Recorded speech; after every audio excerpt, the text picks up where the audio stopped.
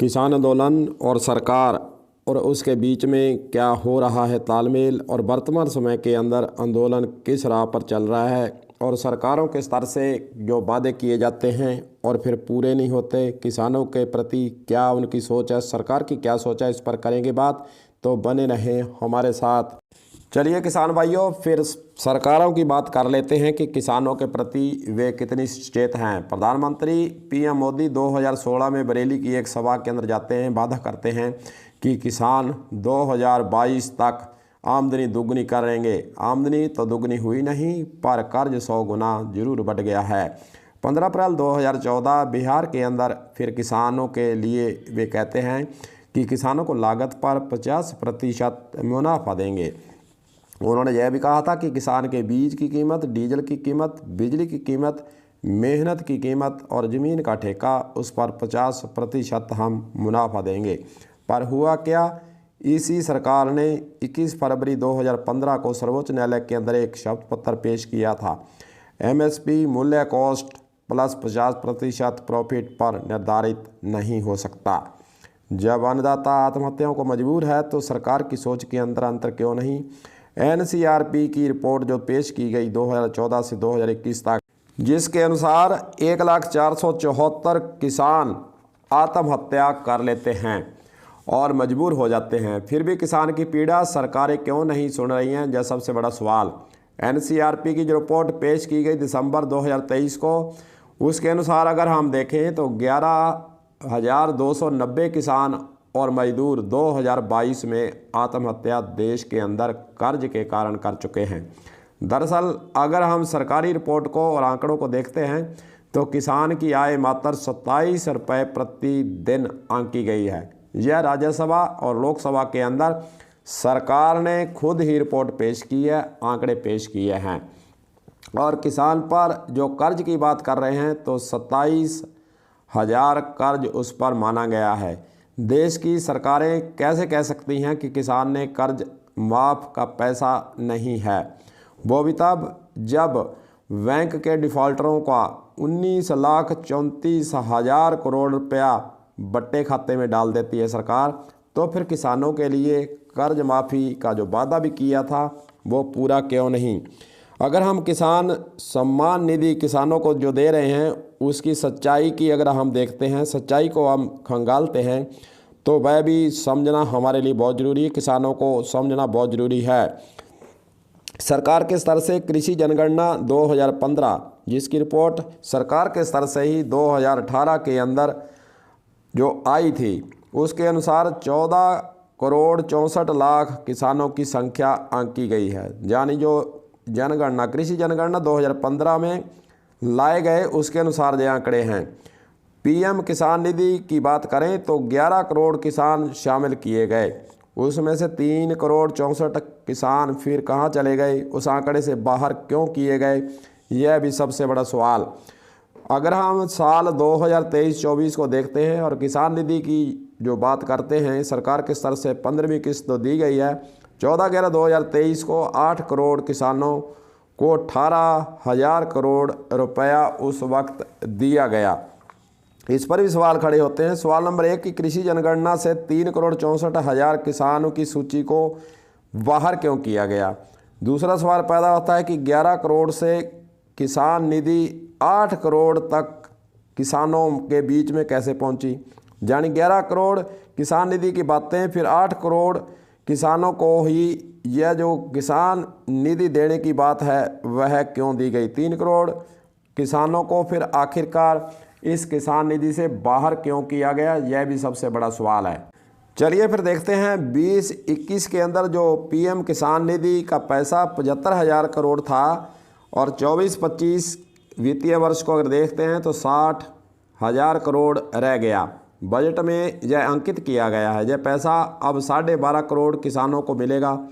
अगर आंकड़ों को देखें तो 6,000 रुपये के स्थान पर 4,800 रुपये ही किसान के बनते हैं, जो कि इनको आंकड़ों को देखते हैं, जो पैसा दिया गया उसको देखते हैं, उसका जोड़ बाकी करते हैं, तो प्रत्येक किसान के खाते में 6,000 के स्थान पर 4,800 रुपये ही बनते हैं।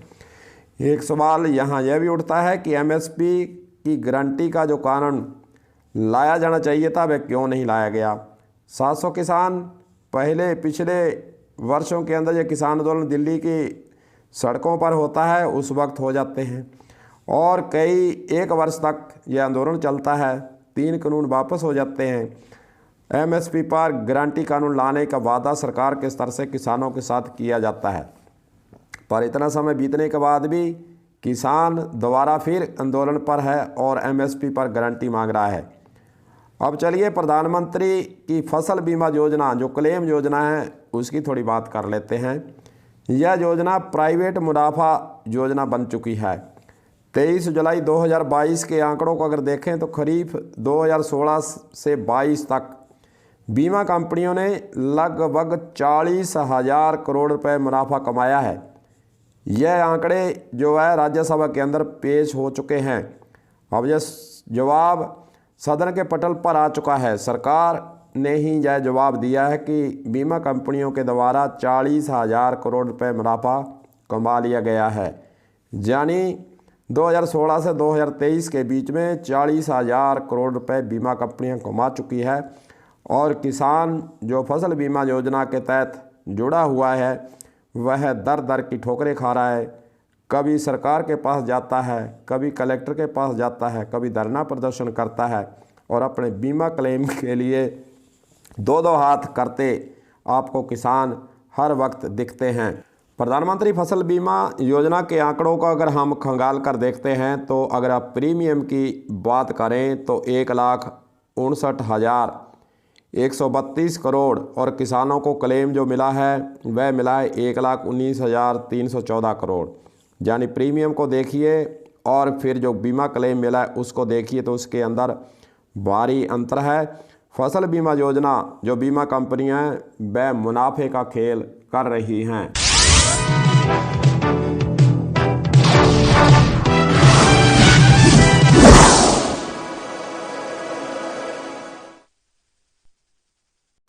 किसानों की मूलभूत सुविधाएं हैं और किसानों को खेती करने के लिए जो चाहिए उस पर अगर नज़र दौड़ाते हैं तो किसान को ट्रैक्टर चलाने के लिए क्या चाहिए, डीजल चाहिए, उसका खेल भी समझने के लिए बहुत ज़रूरी है।